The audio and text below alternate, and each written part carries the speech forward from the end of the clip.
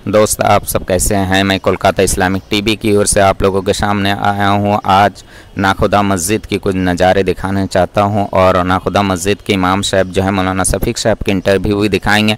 तो एंड तक आखिर तक आप सब देखते रहें और मेरे कोलकाता इस्लामिक टीवी को सब्सक्राइब करें। चलिए दोस्तों, मस्जिद का कुछ नज़ारा दिखाते हैं आप लोगों के सामने।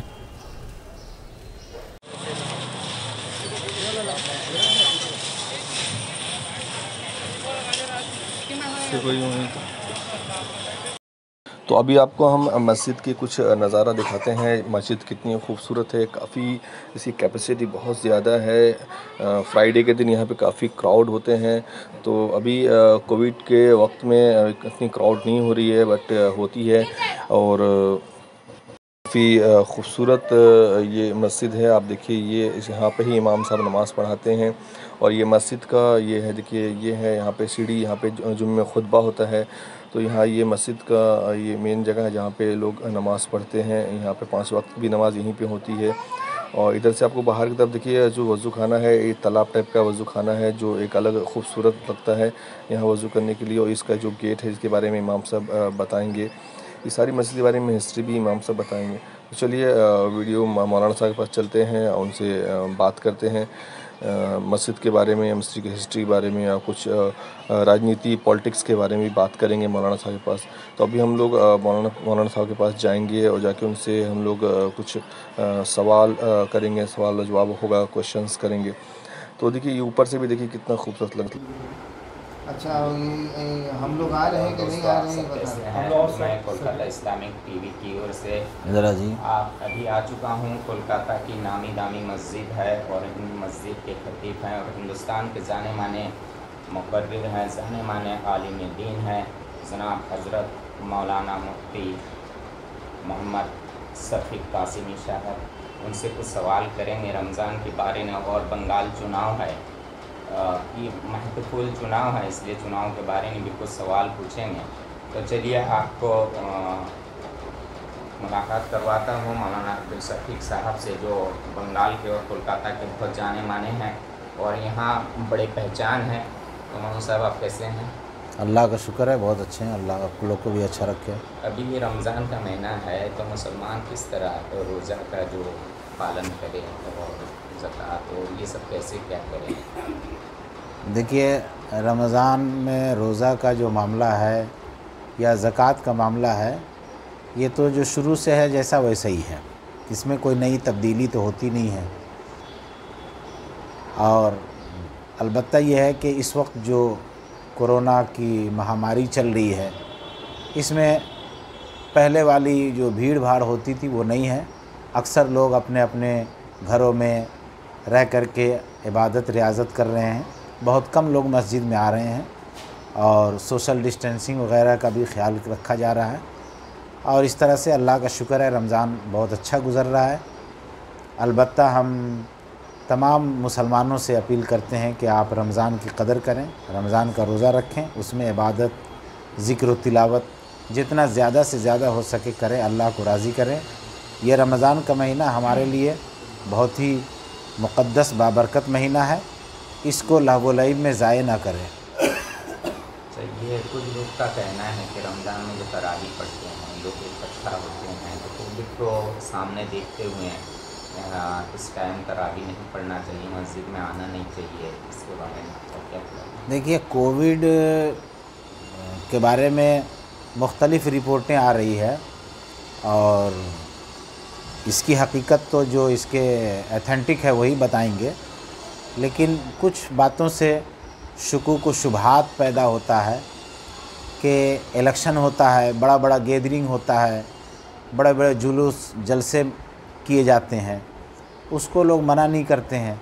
और जहाँ पाक पवित्र हो कर के साफ़ सफाई का पूरा ख्याल रखते हुए लोग इबादत के लिए आते हैं, गरचे हम भी चाहते हैं कि ठीक है कम से कम लोग हों, लेकिन बिल्कुल ना हो या तरावी ना पढ़ें, ये मुनासिब नहीं है। तरावी भी होनी चाहिए, अलबत्ता जो एहतियाती तदाबीर है उसको मुकम्मल उसका ख्याल रखना चाहिए और उसके तदाबीर को इख्तियार करते हुए तमाम अपने इबादत को अंजाम देनी चाहिए। मस्जिद है, इस मस्जिद के बारे में लोग कहते हैं बहुत पुराना है, इसका हिस्ट्री भी थोड़ा शॉर्ट में अगर बताएं तो। देखिए, ये मस्जिद जो आप यहाँ पे देख रहे हैं, नाखुदा मस्जिद की शक्ल में जो ये स्ट्रक्चर आपके सामने मौजूद है, इससे पहले यहाँ पे 2 मस्जिद थी। एक मस्जिद के मुतवल्ली थे रोशन हक्काक, दूसरे की मुतवल्लिया थी शमसुन्निसा बेगम। और मौलाना अबुल कलाम आज़ाद के वालिद साहब थे मौलाना खैरुद्दीन साहब। उनका इस मस्जिद में हर जुमा को जुमा की नमाज के बाद बयान होता था। काफ़ी लोग उसमें आते थे। एक जुमा में लोगों की भीड़ बहुत हो गई, जगह कम पड़ गया, जिसकी वजह से अफरा तफरी मच गई।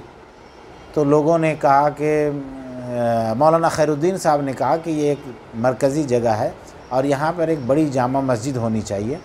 तो उनके जो लोग मानने वाले थे उन लोगों ने कहा कि ये दोनों मस्जिद अगर हमारे हैंडओवर करा दिया जाए तो हम लोग दोनों को मिला करके और बाकी जो जगह है उसको ख़रीद करके एक बड़ी जामा मस्जिद बना देंगे। तो मौलाना ने मुतवल्लियों से बात किया, वो लोग राज़ी हो गए। फिर उसके बाद ये मस्जिद, दोनों मस्जिद हैंडओवर कराई गई और उसके बाद ये मस्जिद जो है यहाँ पर बनाई गई। पहले इसका जो प्लानिंग था, राबिंद्रा सरानी से राजमोहन स्ट्रीट तक, ज़करिया स्ट्रीट से ताराचंद स्ट्रीट तक, ये पूरा स्क्वायर जगह है। लेकिन हमारे पीठ के पीछे जो बिल्डिंग है, गौहर बिल्डिंग है, ये उस वक्त की बहुत बड़ी सुपरस्टार डांसर थी गौहर बाई। तो उससे कहा गया कि इस बिल्डिंग को तुम बेच दो। तो उसने कहा कि हम बेचेंगे नहीं, बल्कि इसको हम डोनेट करेंगे, अतिया करेंगे। तो आप जानते हैं कि मस्जिद में जो पैसे लगते हैं वो प्योर पैसे लगते हैं। नाच गाना, खेल तमाशा या वो पैसा जो मशकूक पैसा हो, वो पैसा इसमें नहीं लगता है। इसमें प्योर पैसा लगता है। तो इसलिए ये उनकी ये जगह जो है वो बेची नहीं, बल्कि मुफ्त देने को तैयार थी। तो उसकी वो जगह मस्जिद में लग नहीं सकती थी, इसलिए इस मस्जिद को 3 मंजिला बना दिया गया। और ये मस्जिद इतनी बड़ी आज भी अल्हम्दुलिल्लाह ईस्ट इंडिया की सबसे बड़ी मस्जिद है और ये आपके सामने है। और इसका नाम नाखुदा रखा गया। जिन लोगों के सुपरविज़न में बना था वो लोग, उन लोगों का जहाज़ चलता था, पानी शिप जो होता है। और नाखुदा के मानी होते हैं मल्लाह, जहाज़ चलाने वाला, नौका चलाने वाला, जिसको माजी बोलते हैं। तो इसीलिए फ़ारसी जुमला है, इसी निस्बत से इसका नाम नाखुदा रखा गया। अच्छा, अभी कुछ लोग हैं जो रमज़ान में रोज़ा तो रखते हैं लेकिन तरावी का मौका नहीं मिलता, तो उसके रोज़े में कोई प्रॉब्लम कुछ? नहीं, नमाज तरावी अलग चीज़ है। तरावी सुन्नत है और रोज़ा फ़र्ज़ है। रोज़ा इस्लाम के 5 पिलर में से एक पिलर है। अगर कोई बिला उज़्र शरई रोज़ा छोड़ता है तो वो काबिल गिरफ़्त है अल्लाह के नज़दीक। लेकिन तरावी का मामला अलग है, इसमें फ़ुक़हा का इख्तिलाफ़ है। इस पे हम लोगों को जाने की ज़रूरत नहीं है। अलबत्ता तमाम मुसलमानों को चाहिए कि तरावी का एहतमाम करे। रोज़ा बहरहाल फ़र्ज़ है, उसके लिए जो अगर नहीं रखते हैं तो वो अल्लाह के यहाँ जवाबदेह हैं। अच्छा, अगर कोई हिंदू इफ्तार करने के लिए कुछ सामान दे या पैसा दे तो उससे इफ्तार करना चाहिए? देखिए, इफ्तार या खाने का चीज़ कोई भी हिंदू मुसलमान की नज़र से नहीं होता है। शरीयत ने उसका एक सिस्टम बना रखा है हलाल और हराम का। अगर हलाल पैसा उसका हिंदू का है तो वो उसको इस्तेमाल कर सकते हैं, और अगर हराम पैसा कोई मुसलमान का है तो भी उसको इस्तेमाल नहीं कर सकते हैं। तो ये हिंदू मुस्लिम की नज़र से नहीं देखना चाहिए, इसको हलाल और हराम की नज़र से जो शरीयत ने डिफिनेशन किया है उस नज़र से इसको समझने की ज़रूरत है।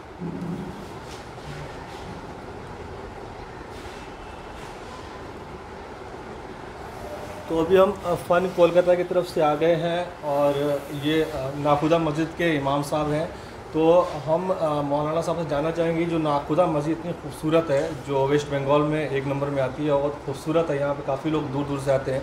तो इस मस्जिद की जो आर्ट्स है, कला है, इसका थोड़ा इसकी हिस्ट्री बता सकेंगे मौलाना साहब? देखिए, ये मस्जिद जो है मुख्तलिफ़ आर्किटेक्ट का मजमुआ है।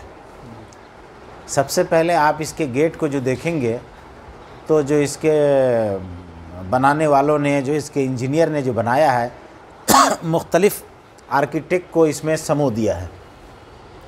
इसका जो मेन दरवाज़ा आप देखेंगे, ये फतेहपुर सिकरी का जो दरवाज़ा बुलंद दरवाज़ा है, बिल्कुल बेआईने ही वैसा ही दरवाज़ा है इसका। उसके बाद जब आप इसके अंदर आएंगे, सामने का ये मेहराब देखेंगे तो बुखारा समरकंद की जो जामा मस्जिद है उसका बिल्कुल ये नक्शा है। उसके बाद इसके अंदर जब आप जाएंगे, जहाँ पे इमाम साहब नमाज़ पढ़ाते हैं, मेहराब है, मिंबर है, उस जगह को देखेंगे तो वो जगह आपको ताजमहल के अंदर की जगह से मिलती जुलती जगह मिलेगी। उसके बाद इसके ऊपर का जब आप हिस्सा देखेंगे तो ऊपर में जो छोटा छोटा कलश बना हुआ है, ये लाल किला से मिलता हुआ मिलेगा आपको। और इसका जो बुलंद 12 मीनार देखेंगे, ये मीनार जो है और गुंबद जो है, ये दिल्ली की जामा मस्जिद से इसकी मशाबहत है। तो इसमें मुख्तलिफ़ आर्किटेक्ट के मजमुआ को एक जगह जमा किया गया है, जो इसकी बहुत बड़ी खूबसूरती है। और माशाअल्लाह बहुत ही आलीशान और ख़ूबसूरत मस्जिद बनी है। और इस मस्जिद को जिस कंपनी ने बनाया है वो MBL Macintosh burn and company limited, जो लिमिटेड कंपनी है वो है, उसी ने इस मस्जिद को बनाई थी।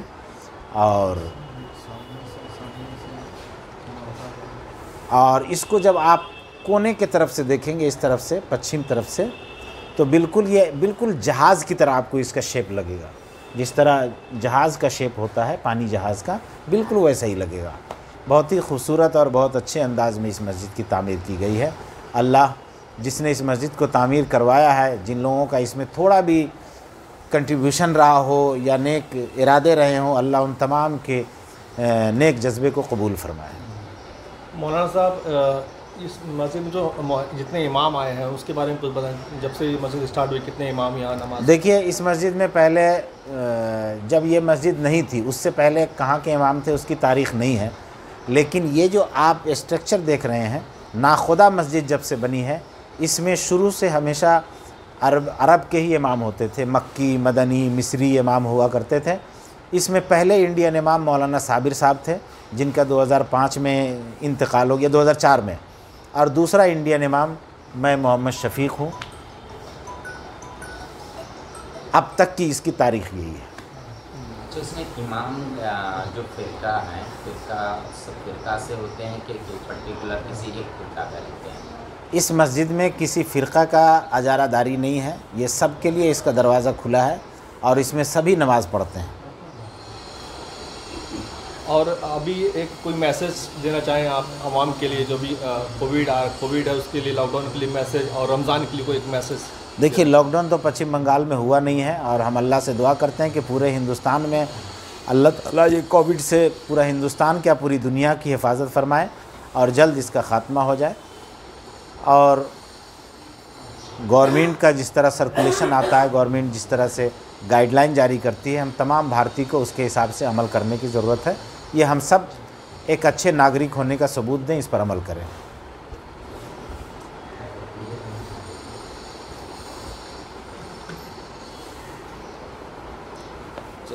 कोलकाता इस्लामिक टीवी की ओर से सारे दोस्तों को अनुरोध है कि आप हमारा कोलकाता इस्लामिक टीवी की सब्सक्राइब करें। और मैं मौलाना साहब से अभी जो बंगाल चुनाव है उससे कुछ सवाल पूछेंगे। अभी जो चुनाव हो रहा है इसमें कई मुस्लिम तंजीम जो है, कई मुस्लिम जो ऑर्गेनाइज है और नए नए पार्टी बना के आए हैं, तो इसके बारे में आप क्या कहते हैं? देखिए, हर इंसान को हक़ है सियासत करने का, सियासत में आने का, लेकिन हम यही चाहेंगे कि कोई भी सियासत में आए कौम व मिल्लत की खिदमत का जज्बा लेकर के आए और अल्लाह उससे काम ले ले, ये हमारी दिली दुआ है। पर्सनल मफाद के खातिर, पर्सनल इंटरेस्ट के खातिर सियासत में नहीं आना चाहिए। मुल्क मिल्लत की खिदमत के लिए अगर लोग आ रहे हैं तो अच्छी बात है, आना चाहिए, किसी कोई बुरा नहीं है। सियासत करने का सबको हक़ है, सब कर सकता है। लेकिन टीएमसी के बड़े बड़े नेता का कहना है कि ये जो अभी ISF जो सेकुलर फ्रंट बना है वो एक्चुअली टीएमसी को हरा के बीजेपी को पावर में लाने के लिए कर रहे हैं। देखिए, अंदर की बात, दिल की बात ये अल्लाह जानता है, वो जानते हैं, वो तो हमको पता नहीं है। उस बात पे कोई हमको कमेंट करना मुनासिब नहीं है। अच्छा, जैसे अभी आए हैं उधर नॉर्थ स्टेट में आए हैं मौलाना वो असउद्दीन ओवैसी साहब, वो अपना कैंडिडेट भी उतारे हैं और लोगों का, टीएमसी का कहना है कि बिहार में यही ओवैसी साहब जो हैं वो आरजेडी को, फ्रंट को हरा के बीजेपी को पावर में लाएं, जो बंगाल में भी करना चाहते हैं? मैं ये बात पहले भी कह चुका हूँ, अभी भी कह चुका हूँ कि सियासत करने का सबको हक़ है, कर सकते हैं, लेकिन दिल की बात अल्लाह जानता है, दिल में किसके क्या है। नहीं, एक जो दिखाई देता है कि मुस्लिम वोट को अभी डिवाइड करके, यहाँ जब मुस्लिम वोट डिवाइड हो जाता है, जहाँ मेनली है, हम देखा कि जहाँ पे मुस्लिम का तादाद थोड़ा ज़्यादा है, वहाँ पे खास करके ये लोग कैंडिडेट उतारें कि मुस्लिम वोट काट लिया जाए और वहाँ जो बीजेपी है वो जीत जाए।